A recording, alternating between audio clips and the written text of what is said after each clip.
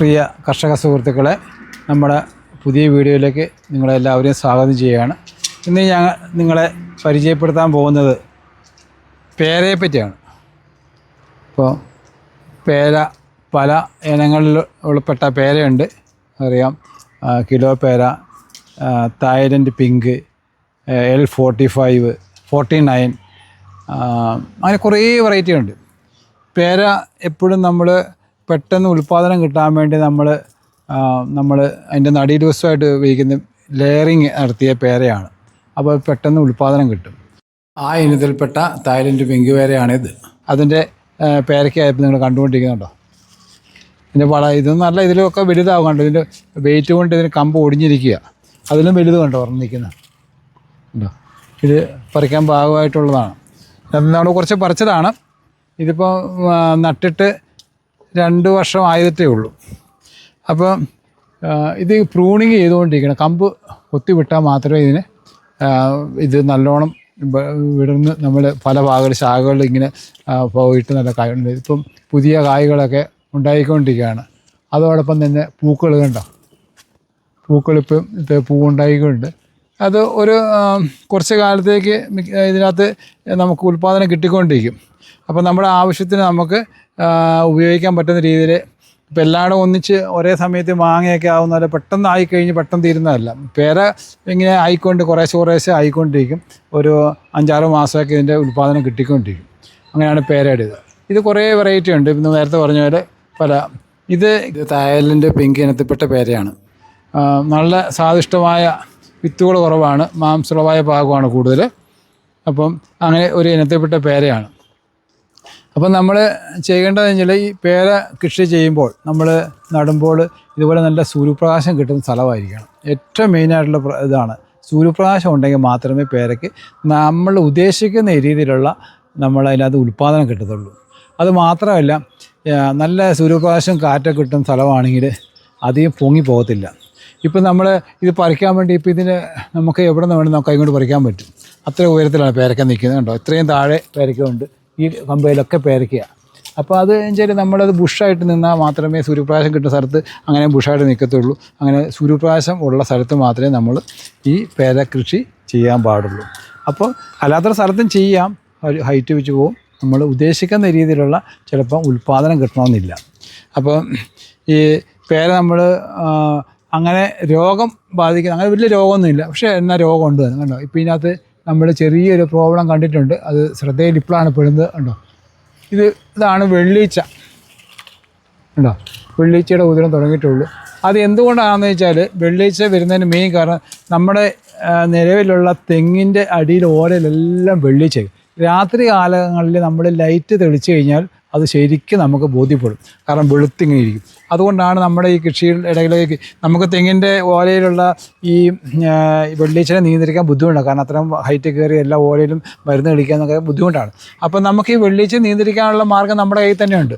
നമ്മുടെ ജൈവ കീടനാശിനിയായ big boss ഒരു പ്രാവശ്യം അടിച്ചാൽ മാത്രം മതി.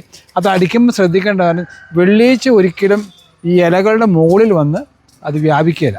അത് എപ്പോഴും ഇലയുടെ അടിവശമാണ് കാണുന്നത്, ഏതിൻ്റെ ആണെങ്കിലും. അപ്പോൾ നമ്മൾ പച്ചമുളകൊക്കെ കൃഷി ചെയ്യുമ്പോൾ പച്ചമുളകിൻ്റെ അടി വരും. അത് നമ്മൾ ശ്രദ്ധിക്കുക. ചിലപ്പം ചില തെങ്ങിൻ്റെ തൈകൾ ഈ 18-ാം പട്ട, ചെന്തെങ്ങ് ഇതിൻ്റെയൊക്കെ അടിയിലും ഈ വെള്ളീച്ചയുടെ ഉദരം ഉണ്ടാകാറുണ്ട്. അപ്പം നമ്മൾ അതിൻ്റെ എപ്പോൾ ശ്രദ്ധിച്ചാൽ ഈ വെള്ളീച്ച ഇങ്ങനെ നമ്മൾ മരുന്ന് അതൊരു 3-4 മില്ലി ഉരുട്ട് വെള്ളത്തിൽ കലക്കിയിട്ട് സ്പ്രേ ചെയ്ത് കൊടുത്താൽ ഇത് മാറിക്കിട്ടും. കാര്യമായ മറ്റുള്ള രോഗങ്ങളൊന്നും ഈ പേരയെ ബാധിക്കാറില്ല. ബിഗ് ബോസ് നമ്മുടെ ഫാമിൽ സ്റ്റോക്കുണ്ട്. ഇപ്പോൾ പുതിയതായിട്ട് സ്റ്റോക്ക് എത്തിച്ചേർന്നിട്ടുണ്ട്. അത് ആവശ്യമുള്ളവർ ദൂരെയൊക്കെ ഉള്ളവരാണെങ്കിൽ നിങ്ങൾ നമ്മുടെ താഴെ കിടന്ന നമ്പർ നിങ്ങൾ ബന്ധപ്പെട്ട് കഴിഞ്ഞാൽ നിങ്ങൾക്ക് അയച്ചു തരുന്നതായിരിക്കും. അപ്പോൾ അത് നിങ്ങൾ ആവശ്യക്കാർ ബന്ധപ്പെടുക. പിന്നെ ഇതിന് വളപ്രയോഗം ഈ പറഞ്ഞ പോലെ ഒരു മഴയൊക്കെ ആകുമ്പോൾ അല്ലെങ്കിൽ നനച്ചുകൊണ്ടിരിക്കുന്ന പേരയൊക്കെ ആണെങ്കിൽ വേനൽക്കാലത്ത് വളം ചെയ്യുക. ഇപ്പം നമ്മൾ വേനൽക്കാലത്താണ് ഇപ്പോൾ നമ്മളിപ്പം ഈ ജനുവരി മാസം കണ്ടോ, ജനുവരി അല്ല ഫെബ്രുവരി ഇന്ന് 1-ാം തീയതിയാണ്. അപ്പോൾ നമ്മൾ ഈ സമയത്ത് നമ്മൾ വളം ചെയ്തിട്ടുണ്ട്. അപ്പോൾ നമ്മൾ നനച്ചു കൊടുക്കുന്നതാണ്.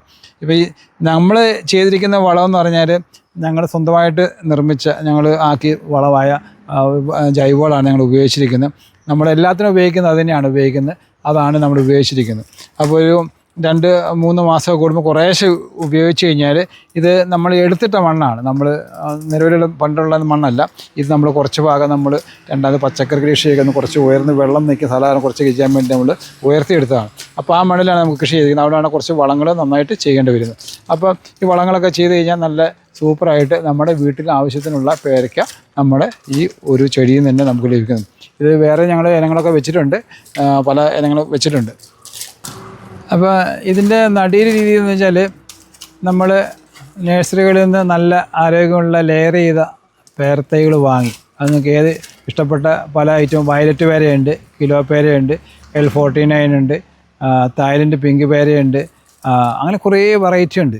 അപ്പം നിങ്ങൾക്ക് ഇഷ്ടപ്പെട്ട വെറൈറ്റികൾ സെലക്ട് ചെയ്തിട്ട് അത് ലെയർ ചെയ്ത് തൈ ആണ് ഏറ്റവും നല്ലത്. ബെഡ് ചെയ്തതൊക്കെ വരുന്നുണ്ട്, പക്ഷേ ബെഡ് ചെയ്ത് നമ്മൾ അത്ര ഇതായിട്ട് സക്സസ് ആയിട്ട് കാണുന്നില്ല. ബെഡ് ചെയ്ത് ലെയറിങ് ആണ് കൂടുതൽ ഇത് കുറച്ച് സക്സസ് ആയിട്ട് കാണുന്നത്.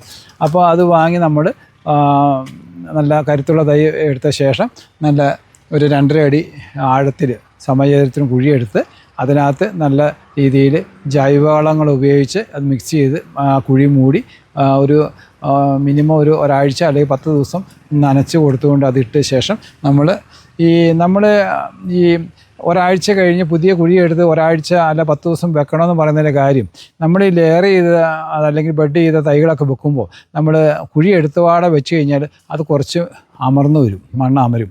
അപ്പോൾ ഇത് ബെഡ് ചെയ്ത ഭാഗം മണ്ണിലേക്ക് താഴോട്ട് പോകാൻ സാധ്യതയുണ്ട്. അപ്പോൾ നമ്മൾ ബെഡ് ചെയ്ത ഭാഗം ലെയർ ചെയ്ത ഭാഗം മണ്ണിലേക്ക് പോകാതിരിക്കാൻ നല്ലത്.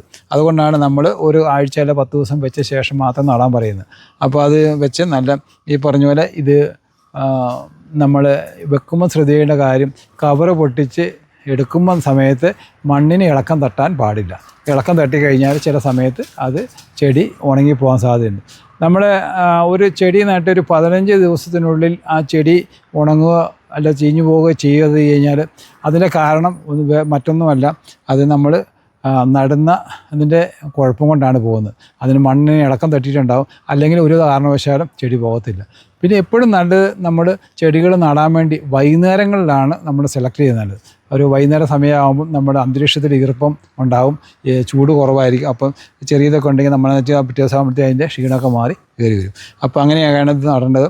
നല്ല രീതിയിൽ കൃഷി ചെയ്താൽ നമ്മുടെ വീട്ടിലേക്ക് ആവശ്യമായ നമുക്ക് ഭക്ഷ്യയോഗ്യമായ നല്ല വിഷം ചേർക്കാത്ത, നമ്മളിപ്പം അറിയാം കടയിലൊക്കെ ഇഷ്ടംപോലെ വാങ്ങാൻ കിട്ടുന്നുണ്ട്. പേരക്കയുടെ വേറെ ഗുണമെന്ന് വെച്ചാൽ ഷുഗർകാർക്ക് ഏറ്റവും നല്ല ഒരു പ്രൊഡക്റ്റാണ് പേരക്ക. ഷുഗർ ഉള്ളവർക്ക് കഴിക്കാൻ പറ്റുന്ന ഒരു പ്രോഡക്റ്റാണ് പേരക്ക. പേരക്ക ധാരാളമായിട്ട് കഴിക്കാം, ഡോക്ടർമാരൊക്കെ ശുപാർശ ചെയ്യുന്നൊരു ഒരു ഫലമാണ്.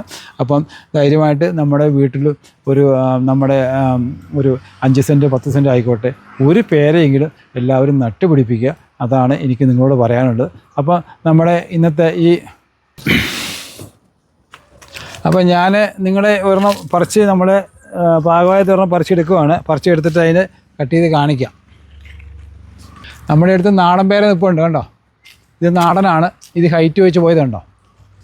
ഇതിലും പേരയ്ക്ക ധാരാളം പിടിക്കുന്നതാണ്, നല്ല ടേസ്റ്റാണ്. വെള്ളപ്പേരയ്ക്കയാണിത്, നല്ലവണ്ണം പിടിക്കുന്ന. ഇത് എന്താ വെച്ചാൽ നമുക്ക് ഇതിലൊരു ഒരു നമുക്ക് സംബന്ധിച്ച ഒരു ഭീഷണി എന്ന് പറഞ്ഞാൽ വവ്വാൽ. ഇത് മൂത്ത് കഴിയുമ്പോഴത്തേക്കും വവ്വാലിൻ്റെ ഉപദ്രവമുണ്ട്. വവ്വാൽ ഇത് കടിച്ച് തിന്നാൻ വേണ്ടി വരും, അത് കൊത്തിക്കൊണ്ട് പോകും. അങ്ങനൊരു കുഴപ്പമുണ്ട്.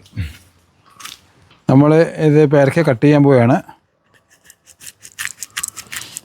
നല്ല മൂർച്ചയുള്ള കത്തി വെച്ചിട്ട് നമ്മൾ ശ്രദ്ധിക്കേണ്ട കാര്യം, ഇത് കട്ട് ചെയ്യുമ്പോഴാണെങ്കിലും നമ്മൾ ഒരു പല കഷ്ണം അത് വെച്ച് കട്ട് ചെയ്യുന്ന ഏറ്റവും നല്ലത്. അല്ലെങ്കിൽ കൈ മുറിയാനുള്ള സാധ്യതയുണ്ട്. ഉണ്ടോ? ഇതാണ് പേരയ്ക്ക. ഇതിന് മാംസളമായ ഭാഗം കൂടുതൽ, കണ്ടോ? വിത്തുകൾ കുറവാണ്, ഉണ്ടോ? മാംസളമായ ഭാഗം കൂടുതൽ, വിത്തുകൾ കുറവാണ്. അപ്പോൾ ഇതാണ് ഈ പേരയ്ക്ക പറ്റി നിങ്ങളോട് പറയാനുള്ളത്. അപ്പം നമ്മുടെ നഴ്സറികളിൽ സുള്ളിയ, വൈപ്പര്യം, ചെറുപഴ നഴ്സറികളിൽ എല്ലാവിധ ഫലവൃക്ഷ തൈകളും നമുക്ക് ലഭ്യമാണ്. നമ്മൾ ആവശ്യക്കാർ അതുപോലെ തന്നെ ഈ തൈകളോടൊപ്പം നല്ല ജൈവവളങ്ങളും നമ്മുടെ നഴ്സറിയിൽ ലഭ്യമാണ്. അപ്പോൾ ആവശ്യക്കാർ നമ്മൾ താഴെ കൊടുത്തിരിക്കുന്ന നമ്പറിൽ ബന്ധപ്പെടുക, അല്ലെങ്കിൽ നമ്മുടെ നഴ്സറിയോട് നമ്മൾ വരിക. അപ്പോൾ നിങ്ങൾക്കതെല്ലാം വാങ്ങി നിങ്ങൾക്ക് നല്ല രീതിയിൽ കൃഷി ചെയ്യാൻ പറ്റുന്നതായിരിക്കും. കൂടുതൽ ദൂരേക്കുള്ളവരാണെങ്കിൽ നമ്മൾക്ക് അത് അയച്ചു തരാനുള്ള സംവിധാനം നമ്മൾ ചെയ്യുന്നതായിരിക്കും. അപ്പോൾ ആവശ്യക്കാർ ബന്ധപ്പെടുക. അപ്പോൾ നമ്മുടെ ഇന്നത്തെ ഈ വീഡിയോ നിങ്ങൾക്ക് ഇഷ്ടമായെങ്കിൽ അത് ലൈക്ക് ചെയ്യുക, ഷെയർ ചെയ്യുക. അതോടൊപ്പം നമ്മുടെ ചാനൽ നിങ്ങൾ സബ്സ്ക്രൈബ് ചെയ്തിട്ടില്ലെങ്കിൽ അത് സബ്സ്ക്രൈബ് ചെയ്യുക. വീണ്ടും കാണുന്നത് ബൈ.